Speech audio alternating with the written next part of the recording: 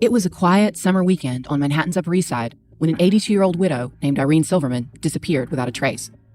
But Irene, the red-headed and flamboyant widow of multimillionaire real estate broker Sam Silverman, wasn't your typical little old lady. She always had something going on. Irene was tiny, just 5 feet tall, but she had a big personality.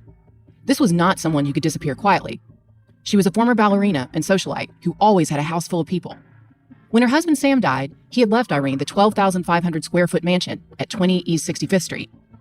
It was valued at $7 to $10 million 20 years ago. This house is extraordinary, a local landmark. Irene and Sam had no children together, so she broke up the townhouse into several apartments and she filled the empty rooms with guests.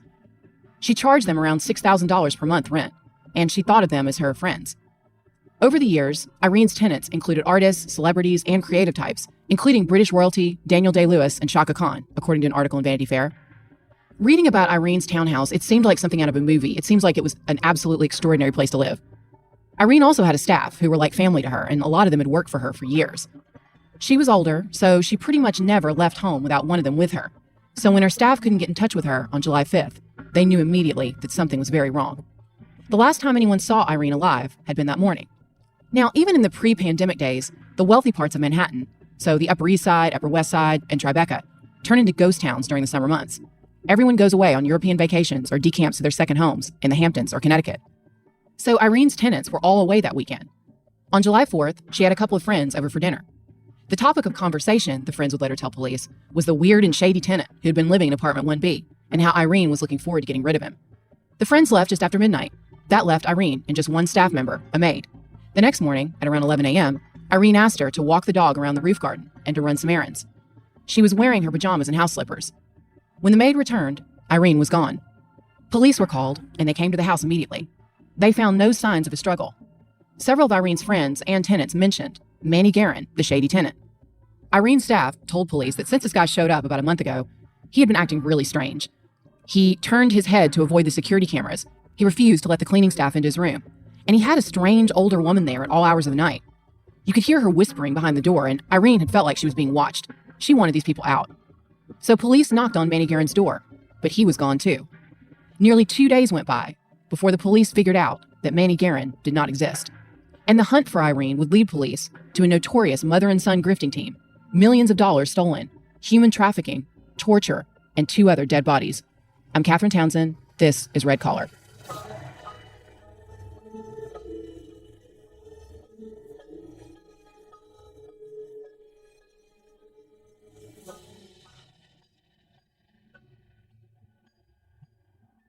Police investigating Irene Silverman's disappearance were looking for the shady tenant named Manny Guerin. After 48 hours, they figured out that this was a fake name. The NYPD detectives learned that Manny Guerin was really 23-year-old Kenny Kimes, and that he and his mother, Shantae Kimes, were wanted in connection with a murder in Las Vegas and a stolen car in Utah. Now, there has been a lot written about Shantae and Kenny Kimes. There's even been a movie, which is excellent, by the way, starring Mary Tyler Moore as Shantae.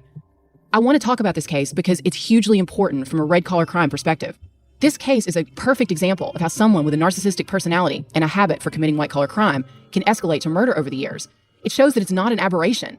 When you're dealing with this personality type, really it seems like a natural next step. This is a chance to study the mind of a red-collar criminal throughout her life and see how her behavior escalated from fraud to red-collar murder. And because she was a woman, a little bit flamboyant and ridiculous at times, a lot of people underestimated Shantae Kimes. Many of those people have lifelong scars, and at least 3 of them are dead. When most people think about the Kimes case, they picture Kenny and Shantae, arms linked, talking to the media, talking to Larry King. A lot of the media ran headlines like Richie Rich Killer and Mommy and Clyde. But a lot of people don't know that Shantae Kimes had another son named Kent Walker from a marriage to a man named Ed Walker. Kent was Kenny's older half-brother.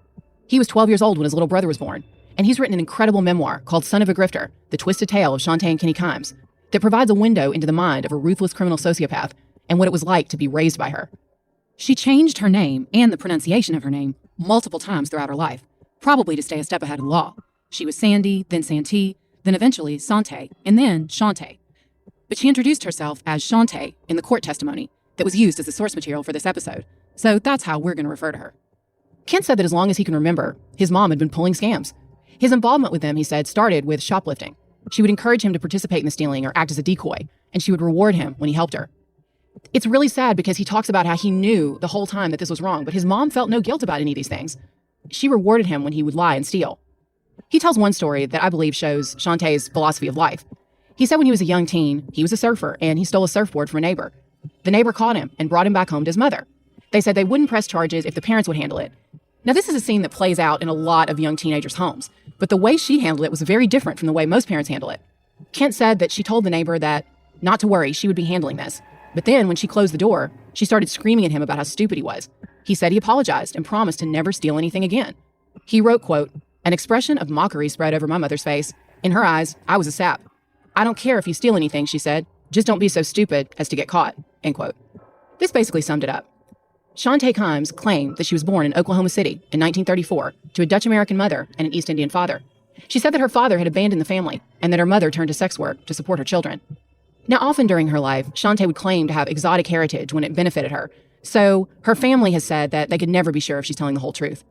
She was hanging around in Studio City, California at a young age when she met a woman from Carson City, Nevada. This woman's brother-in-law and his wife couldn't have children, so the woman ended up bringing Shantae to live in Carson City with her family.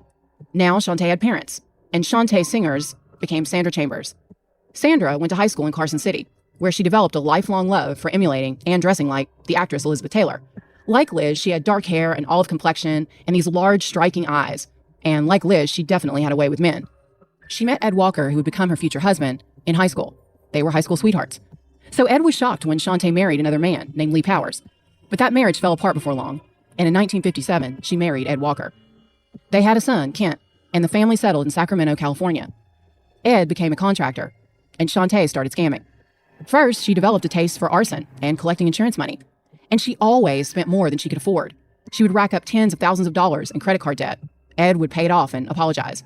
She continued to lie and steal and have affairs with wealthy men with money. She was looking for her ultimate sponsor.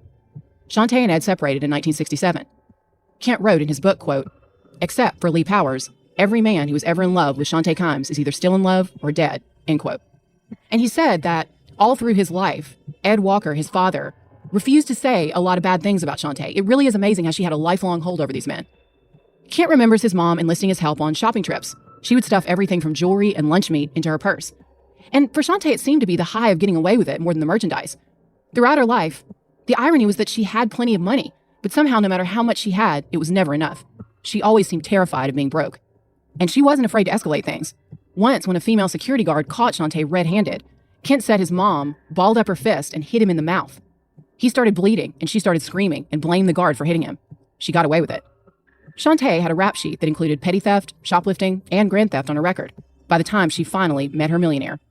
In the early 70s, Shantae met Ken Kimes, a real estate developer who built motels. She met him on a scam too, by pretending to be a journalist with a local magazine who was covering well-to-do businessmen. They fell in love instantly. Ken Kimes was 18 years older than Shantae, and she captivated him. He was apparently sexually obsessed with her. They moved in together, and finally Shantae had her dream mansion. And it was around that time that she started acquiring maids. I say acquiring rather than hiring because Shantae never paid them. When she needed a cleaner, she would drive across the border with Kent and her husband. They would pick up an undocumented young woman in Mexico, put her in the trunk of the car, and smuggle her back into California. The young women believed that they would be living as part of a family in America. And again, probably because Shantae was female and pretty charming, she managed to convince these women that they'd be safe. So they thought they were getting the good life, but they found hell on earth. Shantae beat these women. She locked them in their rooms, and she forced them to perform hard labor with no breaks. And over time, Shantae's treatment of the maids got worse and worse. She actually burned one of them with an iron.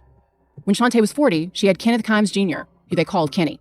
According to his half-brother Kent, Kenny was a cute, smart, and happy child, and his parents doted on him. Unfortunately, though, over the years, Shantae's habit of keeping her kids isolated from having other friends and from the outside world and being really enmeshed with her started to warp Kenny's versions of right and wrong. Over the years, between lawyers' fees, moving to avoid various lawsuits and trouble Shantae was getting into, Shantae and Ken blew through millions of dollars. And Shantae always kept everyone on edge. There always seemed to be a crisis. They were always moving. She was always being persecuted by someone. Of course, she was the one committing the crime, but she was always the victim. Both Ken and Shantae started drinking more and more, and their home life deteriorated. In 1985, Shantae and Ken were arrested and charged with violating federal anti-slavery laws. Ken took a plea bargain and got off with a $75,000 fine. But Shantae continued to insist that she had done nothing wrong, a pattern that would continue throughout her life, no matter how horrible her crimes became. She went to prison, and for a few years, life at home without her seemed almost normal. But she was released in 1989 and immediately started grifting again. In 1994, Ken Kimes died, presumably of a heart attack. Now, Ken had been married before Shantae and had children from his first marriage, but Shantae had been on a lifelong campaign to keep Ken isolated from his family and friends. She had insisted that she and Kent and Kenny were his real family, and that his former family, who she called the Creeps, were just out to steal his money. When Ken Kimes died, it seemed that Shantae and Kenny's last link to any kind of a moral compass died with him. Shantae was becoming more and more panicked about money and convinced that Ken had hidden money from her. She had, of course, already taken care of this by forging multiple wills. The last one left pretty much everything to her. After his death, she started to spiral. She forged documents and took him to the bank to try to access Ken's safety deposit box, but she couldn't find these so-called missing millions, and she refused to accept the fact that she may have just spent all the money. She did have some money. She was left with about $600,000 in cash and a paid-off house. During this time, she tried to reinvent herself again. She became known as Princess Shantae and had business cards made with that printed on them, and reinvented herself as a longevity consultant. She continued to be over the top. She had a lot of plastic surgery, wore a lot of makeup, and never stopped trying to scam men. Kenny was around 20 at this time, and after a lifetime of being Shantae's best friend and confidant, he was spoiled and entitled and refused to get a regular job. Kent went to the military and started work as a vacuum cleaner salesman, and he offered to let his brother work with him, but his mother said that Kenny couldn't do that kind of work. He was just far too smart for that. Not surprisingly, Kenny had trouble relating to people his own age. He ended up dropping out of college and became his mother's full-time companion. He helped her look for the missing money. They did find one account with some money in it. It was at First Cayman Bank in the Cayman Islands. So they forged faxes signed with Ken's name, demanding the money from his account. That's when she convinced a man named Syed Ahmed, a 48-year-old officer at the bank, to meet them in the Bahamas. Syed went out to dinner with Shantae and Kenny. He walked out of that dinner at around 10 p.m. No one ever saw him alive again.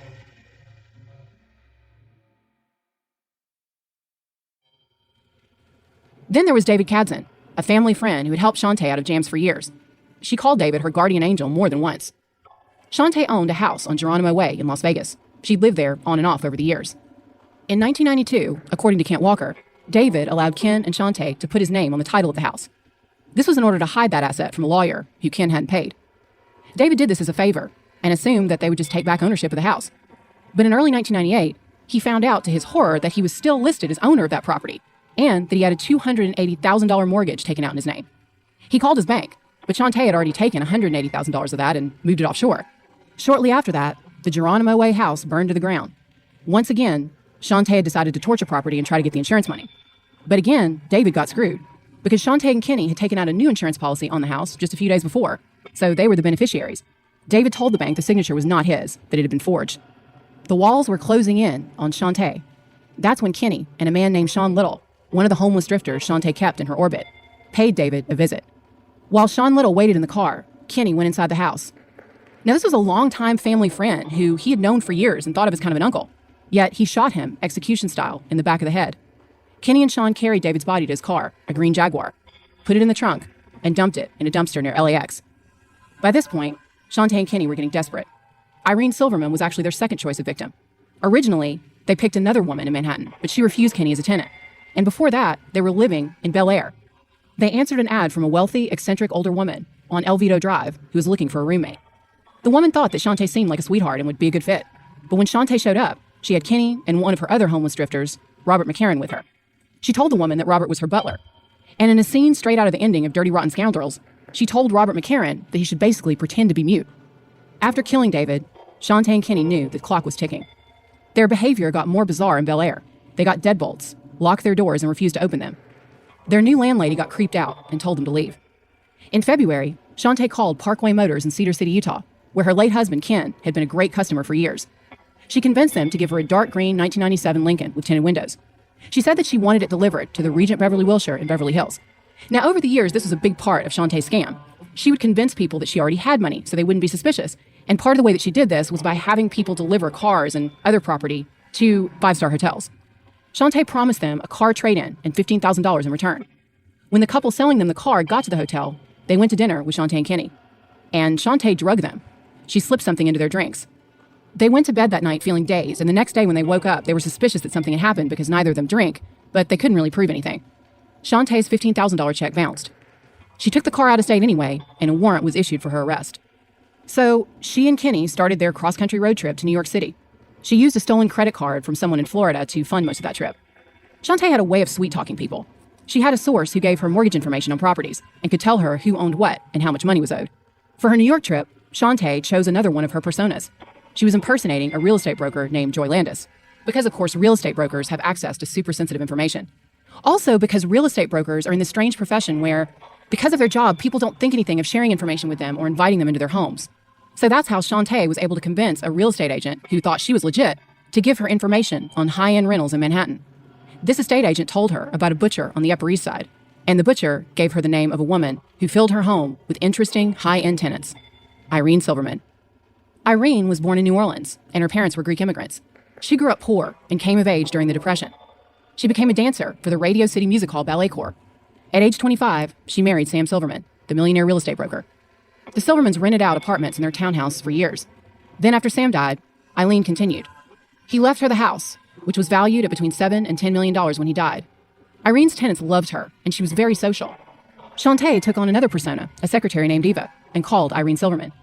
She told her that she had a perfect tenant for her, a young businessman named Manny Guerin. On June 14, 1998, Shantae and Kenny showed up at Irene's door.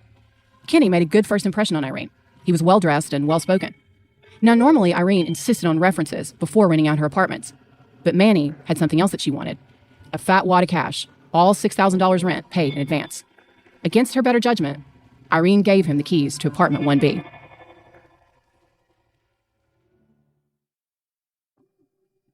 Almost immediately, after accepting Manny Guerin as a tenant, Irene Silverman was starting to regret her decision. Kent Walker wrote in his book that Shantae was what he called Jackie Collins rich. So she preferred these vulgar displays of wealth. Everything was over the top. Her makeup, her furs, her plastic surgery. She had giant fake diamonds. Now, this may have worked in Las Vegas, but on the posh and understated old money Upper East Side, Kenny and Shantae stuck out, and not in a good way. Then there was his bizarre behavior. He was avoiding the security cameras and asking people questions about Irene's social security number. Irene told one of her employees that Kenny smelled like jail. The employee tried to warn her to stay away from this guy. But Irene was tough. She said, "This is my house. I'll stay. He'll have to leave." So again, you have someone who knew that Kenny was a con artist. She clocked him pretty much immediately. But somehow, even though Irene was streetwise and a New Yorker, she somehow never imagined, even though this guy had invaded her home and was stealing from her, that he would physically hurt her or kill her. Meanwhile, Shantae and Kenny were tapping Irene's phone and watching her every move. On the nights when Shantae wasn't staying with Kenny, she would stay at the Plaza Athene Hotel nearby, paying with a stolen credit card. Their plan was to steal Irene's townhouse. But before they could steal the apartment, they needed that social security number. Shantae called and offered Irene a fake trip to Las Vegas, but Irene didn't bite. Again, Irene was someone who loved going to Paris and the opera, so a free trip to Las Vegas was not something that would appeal to her, even if it had been real. Shantae and Kenny generated a fake social security number. They started forging documents and made a copy of the title deed to the apartment and power of attorney documents. Shantae forged Irene's signature. She used the signature from the rental receipt as a template. During this time, Irene was trying everything she could think of to kick Kenny, aka Manny Guerin, out. When he didn't leave, she cut off the phone service to 1B and started eviction proceedings. Then there was the fateful weekend where Irene disappeared. Eventually, Shantae and Kenny got sick of waiting, so they forged Irene's signature on the deed of sale for the townhouse. Now, they just needed to get it notarized. They called a notary public to come to their apartment. Shantae was wearing a nightcap and posing as Irene, who Kenny said was not well. But the first notary started to get a weird feeling, and without verifying Irene's signature and identity, the notary refused to notarize the document. A few days later, on July 2nd, Kenny brought in another notary, Noelle Sweeney. When Noelle Sweeney came in to apartment 1B, Shantae was wearing a red wig, a nightgown, and a nightcap. Although the notary didn't personally witness that signature, she allowed them to talk her into notarizing that document. Now they had everything they needed, so Kenny and Shantae waited for everyone to leave for the weekend. They went to Irene's apartment and knocked on the door.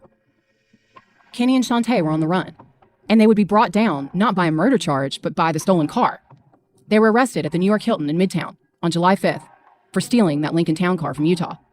A New York City detective who was watching a TV news report on Irene's disappearance realized that Manny Guerin was in fact the Kenny Kimes they had in custody. They talked to police in California who were investigating the murder of David Kadzin, and they tracked down one of Shantae's associates, David McCarran. He told them that Kenny and Shantae had had him living in the house in Las Vegas, falsely listed him as the homeowner, and then burned the house down. They also found a man named Stan Patterson, who confessed that he had sold a handgun to Kenny. Stan agreed to cooperate with the police. In June 1998, Shantae called Stan and told him she wanted to sell a townhouse for $7.7 million. Of course, she meant Irene's building. She said she needed his help with some paperwork, so he headed to New York to meet her on July 5th. He was wearing a wire when they met at the New York Hilton in Midtown that night. Kenny showed up, and the FBI and NYPD moved in for the arrest. They searched the Lincoln Town car. They found power of attorney forms with Irene's signature. They also found social security cards in Irene's name, and a Glock 9mm handgun, an empty box for a stun gun, ammunition, plastic handcuffs, 2 packages of syringes, and some sedative, which according to Vanity Fair was approximately 10 times more powerful than Valium. Then they searched Shantae's hotel. They found a gym bag that she had checked. Inside was a forged deed that transferred Irene's townhouse to something called Atlantis Group Limited, one of the many shell corporations set up by Shantae Kimes. It took 2 years for this case to go to trial, and when it finally began in 2002, it was a spectacle. The prosecution had to make a case with no DNA evidence. There was no evidence in the townhouse or on Kenny or Shantae or in the car. So they focused on Shantae as the mastermind of the scheme to steal Irene's townhouse. They focused on motive. The New York Times wrote that Shantae and Kenny had murdered Irene in an elaborate plot that involved cheap disguises, false identities, tapped telephones, forged deeds, a stolen credit card, and at least 3 fake offers of Caribbean vacations. Kenny and Shantae's attorney made the argument that there was no blood or DNA to connect his clients with Irene. And the prosecution had another problem. Irene's body had not been found. After they were arrested, Shantae completely denied any involvement in the murder.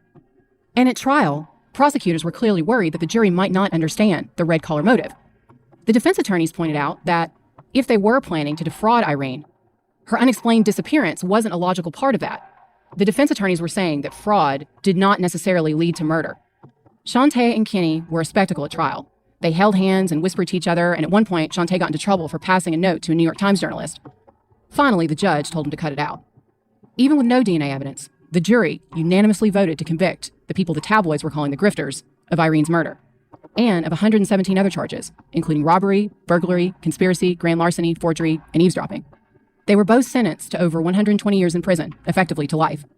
Kenny was sent to the Richard J. Donovan Correctional Facility in San Diego. But there were more crazy twists to come. In 2000, Kenny made headlines again when he did an interview with a court TV reporter named Maria Zone. He ended up grabbing her and holding a pin to her neck, holding her hostage for several hours. He eventually released her and she was okay, but Kenny got 8 years in solitary confinement for that stunt. He later claimed that he was attempting to stop his mother's extradition to California. Kenny and Shantae were set to go on trial there for killing David Kadzin. Shantae was extradited eventually, and in another surprising twist, Kenny testified against her. He also confessed to the murder of Irene Silverman, so that he and his mother could avoid getting the death penalty. He told the court that he had killed Syed Ahmed. He said that his mother told him that they had to get rid of Syed after he got suspicious of those shady accounts in the Bahamas. He also confessed to the murder of David Kadzin. He said that he and his mother had killed Irene and dumped her body in a trash bin in Hoboken, New Jersey. He filled in the blanks on Syed's murder, too. He said that as many people suspected over the years, Syed had been getting suspicious. He had figured out that the documents that he and his mother sent him were forged. So they took him out to dinner that night, and afterwards they drugged him and drowned him. Shantae and Kenny were both tried and convicted in California of David Kadzin's murder. The judge in that case called Shantae one of the most evil individuals they had ever met. While he was in prison, he started corresponding with a writer named Tracy Faust. They fell in love. She became his companion until her death in 2013 of the flu and pneumonia. Shantae was incarcerated at the Bedford Hills Correctional Facility in Westchester. She died in prison in 2014 at the age of 79. And to the end, she always insisted that she and her son were the victims of a huge conspiracy and that they were completely innocent. After she died, Kenny finally gave more details about Irene Silverman's last moments on Earth. An article was published in Narratively in November 2018. In the article, Kenny talked about his childhood and said his mother completely enmeshed herself with him from a very young age. He was raised to believe that he had to protect her. In the article, he wrote, quote, "The Bible says, honor thy father and thy mother, that thy days may be long upon the land which the Lord thy God giveth thee. I think God must have never met my mother, or he wouldn't say such a terrible thing," end quote. Kenny described in detail how his mother urged him to strangle Irene. He said once he had his hands around Irene's throat, he obeyed her. He wrote, quote, "My hands are around Irene's neck, and I can feel the electricity pulsing through this tiny woman as I strangle the life out of her. I am terrified, but I keep my hands around her throat. I don't want to do this. I want to run. I want to jump on a plane and get as far away from New York City as I can, but I stay committed. Irene lays dead in my hands. She is so fragile," end quote. Afterwards, he put Irene's body into a bathtub. Then they grabbed her key ring. He remembered that she had tons of keys and it took a long time to find the right one to her door. Then they went into her apartment. Once they were inside, they took her social security card, her passport, and anything else that would help Shantae assume Irene's identity. He said they then stuffed her body into a duffel bag, loaded her into the trunk of the car that they had stolen. He wrote, quote, "My mother directs me to put the body in a duffel bag. Her tone reminds me of how she spoke to me as a child. Kenny, get to bed. Kenny, brush your teeth. Kenny, put the body in the duffel bag," end quote. "I do as I'm told. The obedient son, always," he wrote. They cleaned up the crime scene using rubbing alcohol. Then once the dirty work was done, and with Irene's body still in the trunk of that car, incredibly, they went to Trump Tower and ordered pastries. Kenny wrote, We sit at a table drinking coffee and eating pastries. How f***ed up is this? A woman was murdered by the same hands, now wrapped around a cup of coffee. He was thinking about the horrific crime they'd just committed when his mother said she was proud of him, telling him, "You did good, Kenny." Kenny and Shantae were also suspected in the 1995 disappearance of Jacqueline Levitz, a furniture heiress who disappeared from her home in Vicksburg, Mississippi. But I never saw the connection here. Other than the fact that both of these cases involved a socialite disappearing, there are really no similarities. When Jacqueline disappeared, there was lots of blood left behind, a bloody mattress that had been flipped over, and signs that there had been a violent fight at the scene. But we know that Kenny and Shantae preferred execution-style kills. They drugged their victims. They did whatever they could do to avoid getting themselves in any type of physical danger.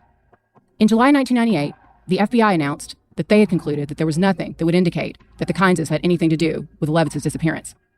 Kenny said that his relationship with the writer, Tracy, and her love for him had changed his life.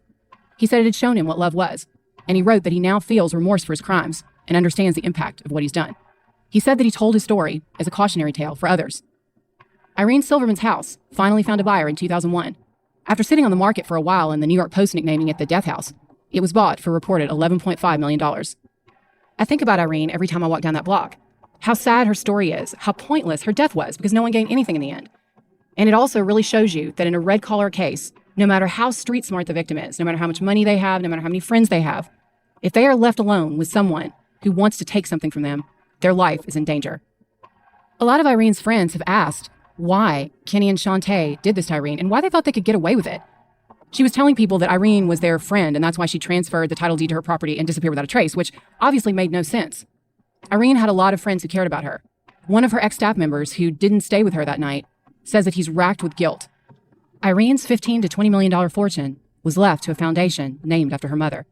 One of the directors of that foundation told The Guardian, quote, "Irene's fatal flaw was her utter confidence in being in control and her sense of security in that house, where she felt safer than anywhere in the world," end quote. Shantae and Kenny may not have gotten away with stealing Irene's house, but that's of little comfort to the friends and tenants and people who loved her, who she left behind, because they did get away with killing her. To this day, Irene Silverman's body has never been found.